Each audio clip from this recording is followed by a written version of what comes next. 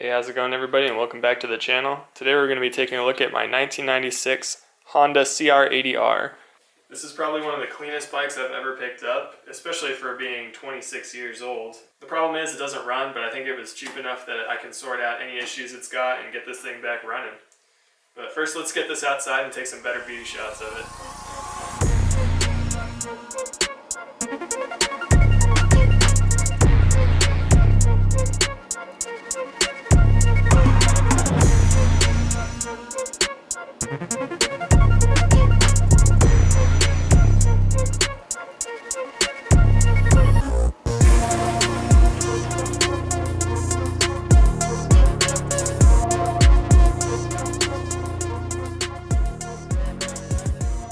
As we can see here, the bike doesn't have any compression. I can push this down with a single finger. But the new parts on this bike tell me that it's been rebuilt very recently.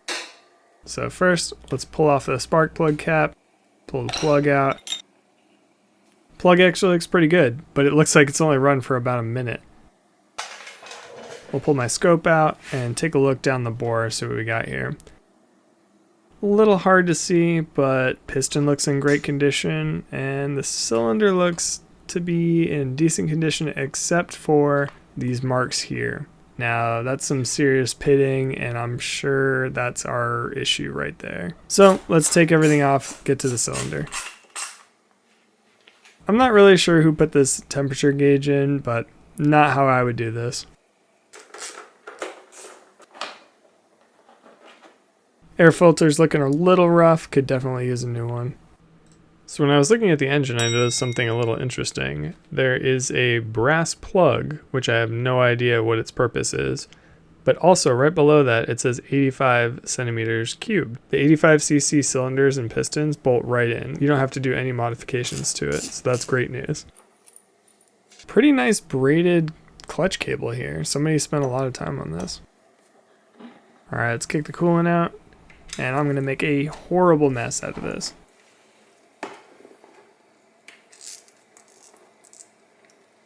There's a nice DIY exhaust pipe coupler here. It's a high temperature hose with 2 worm clamps on it.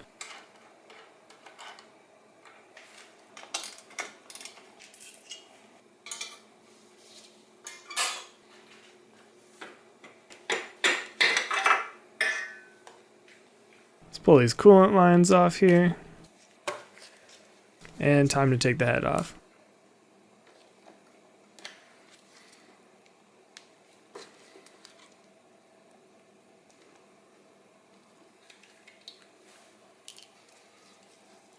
Ah, look at that.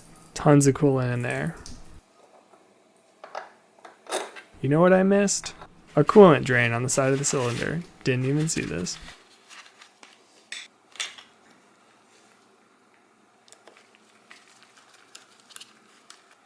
Much better. Got all the coolant out of the cylinder now.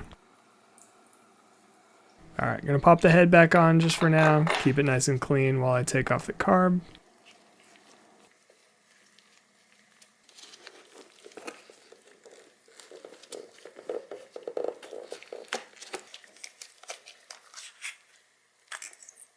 Taking the reeds out here, it does look like it's got a spacer. Makes it a little hard to get the carb out. Not a huge fan of them, but I hear they do increase torque.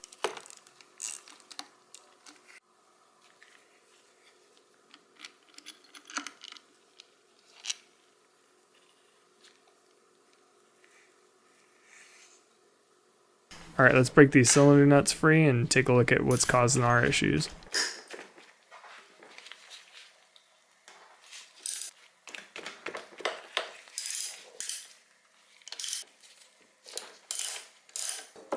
Interestingly, it was really hard to get the cylinder off. This is what's known as foreshadowing.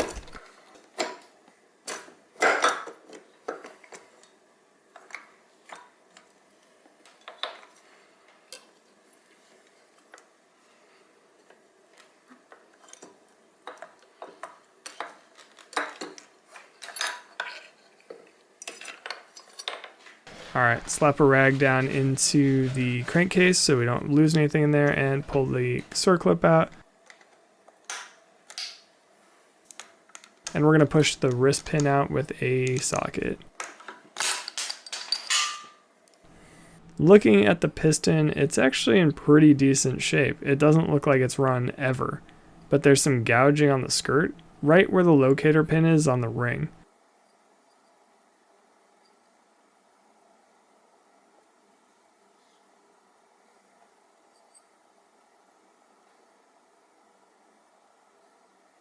The ring was actually pretty stuck in its slot, and when we take it out, it's bent up.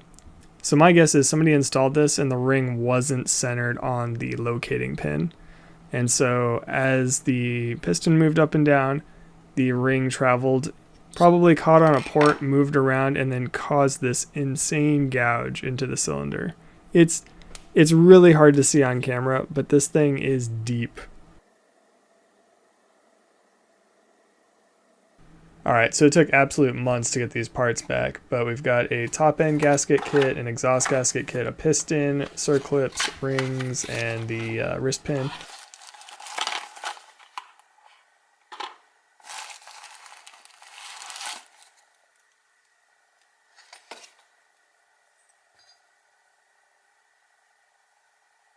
As well as our cylinder here, which has been replated, and it's looking absolutely lovely. The finish on the interior is immaculate, and Teddy did some extra cleaning up on the ports and just breaking some of those edges.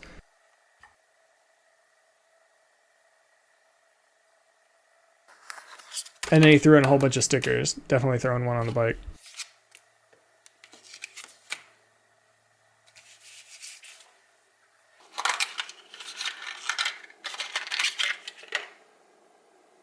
The piston ring is marked with a T on the top, and that goes towards the top of the cylinder. So I slapped the ring in and seated it with the piston and just wanted to check the gap there.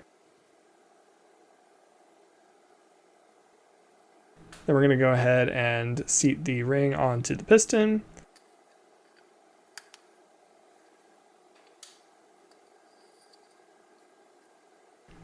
And we're going to get our first circlip in. These are a total pain, but once you come up with a technique, it's not too bad.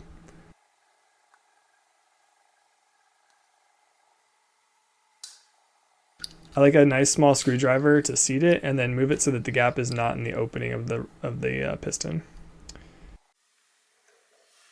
We're going to get rid of this old base gasket here.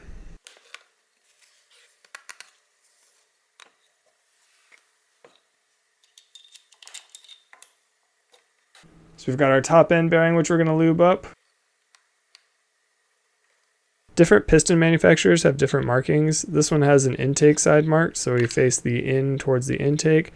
Sometimes there'll be an arrow, and that generally points towards the exhaust. So just check with your manufacturer and see what the markings are on yours. And now it's time to get in the other circlip. Make sure you have something stuffed in the crankcase. I have definitely lost circlips in there. I've also shot them across the garage, so maybe put some eye protection on.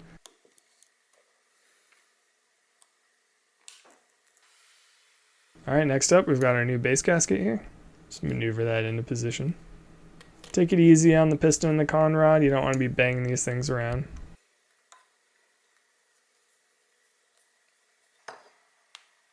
We're going to oil up the cylinder here and make sure everything's sliding around nice and easy.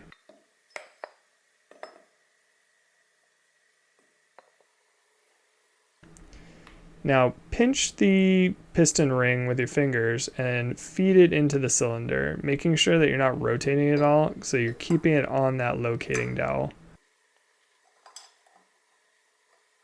And once it slips in, it should just slide right into the cylinder.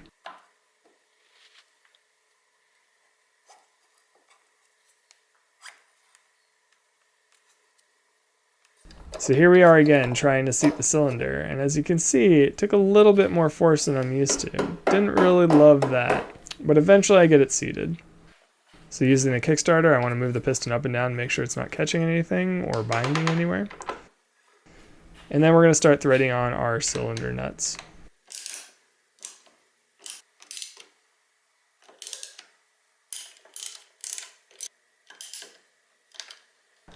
So as I was torquing the front right cylinder nut, I felt the worst thing you could ever feel when you're tightening something up. It slipped. And I knew that there was the potential for this because the stud seemed to be a little short. Well, turns out I stripped the nut and it's time to pull the studs out.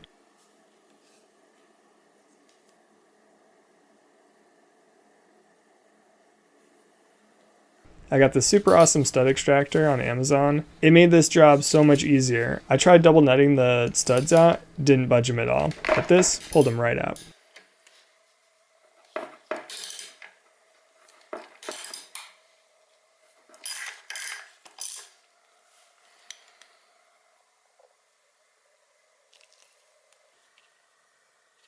As we can see here, we've got some bent studs, which explains why it was so hard to seat the cylinder as well. They're also just super crusty and disgusting. On this bike, there are 2 long studs and 2 short studs, but what I pulled out are 3 shorts and 1 long. So again, after waiting a few weeks, I got the new studs in. The 2 short studs go on the left-hand side of the bike, and I'm going to use a double nut method to tighten them on. And we can see here the difference between the short and the long studs.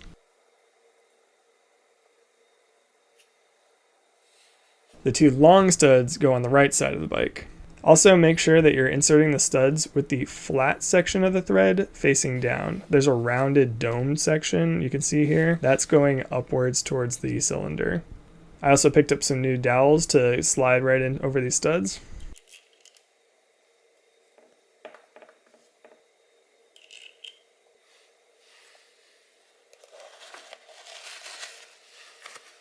And now it's time to repeat the process over again.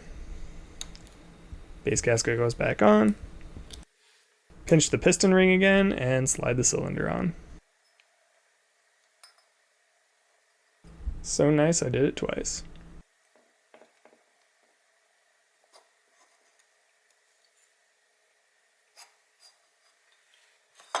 Alright, with the piston installed, we're going to seat the cylinder and it just slides right on. That's what I was expecting. Much better with the new studs. Alright, again, we'll grab the nuts, throw those on the studs. Wind them down. Completely forget that I need to put the arm on that holds the clutch line, so take that off, put the clutch line on.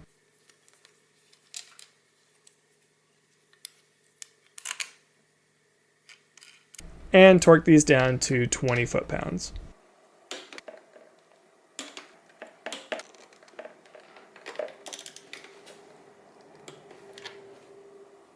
Now we've got a new head gasket here. The raised portion of the gasket goes towards the top.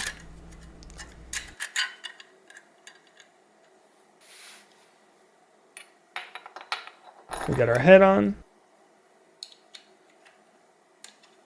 Now we're going to tighten these down in a star fashion and torque these to 20 foot-pounds as well.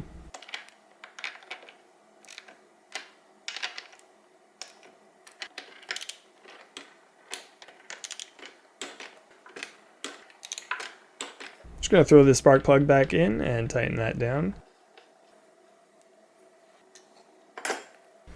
Next we're going to throw the reeds in, the spacer, and the intake boot.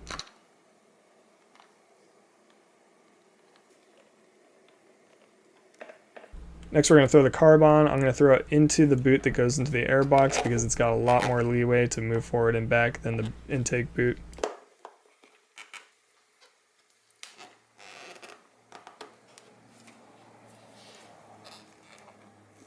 So it's a little bit harder with the spacer to get the carb on, but we get it seated.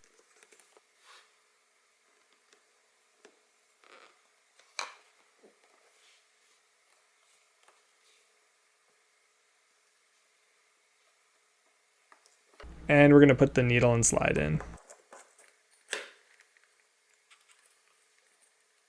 Make sure you align your slide properly or you're going to have a lot of issues with it binding up.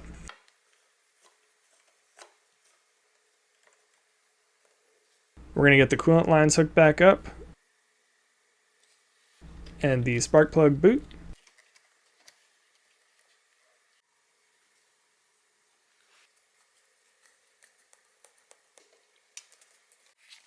Next is time for a new air filter. This thing is crusty, disgusting, and looks like it's falling apart. It's basically fused to the metal panel in the air box, and I have to carefully pry it away so I don't leave a whole bunch of nasty foam stuck to it.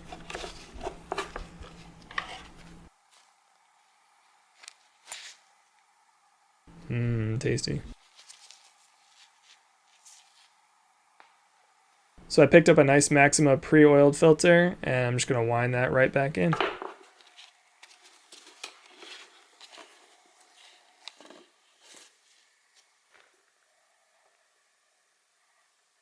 Looks great.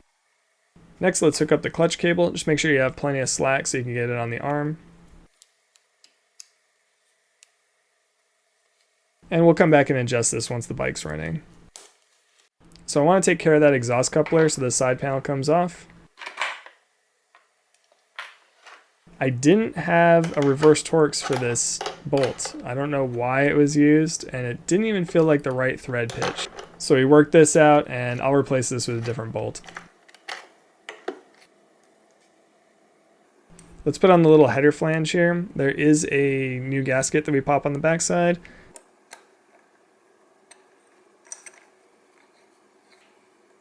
In the Moose kit, there's a new crush ring, so we'll just pop that on.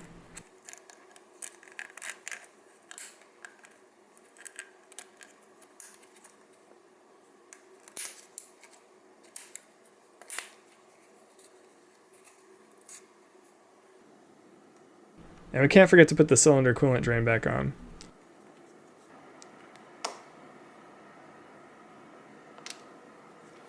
And now the expansion chamber goes back on here.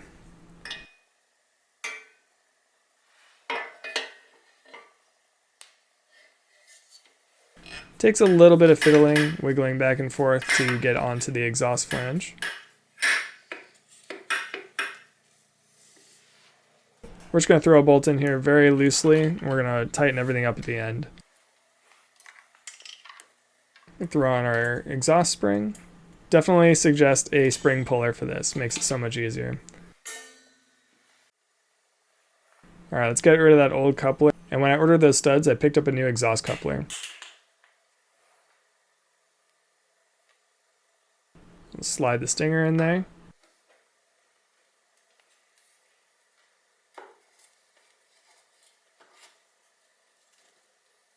Line everything up, throw a bolt in. New bolt this time, not that crappy old thing.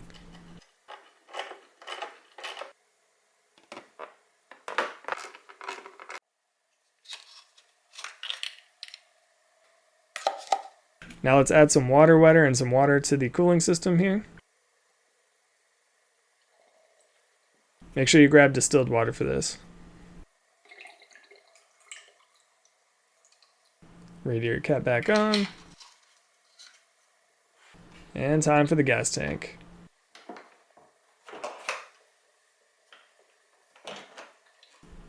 Got the tank bolted in, we got the rear strap attached. Now we're down to the last little bits. We got the fuel line. We'll pop the seat on.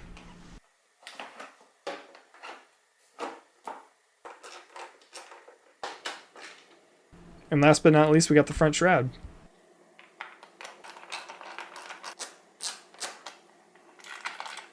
And just like that, we found the cause of our low compression, fixed a whole bunch of issues on the way down and on the way back up. And the only thing left to do is to start it.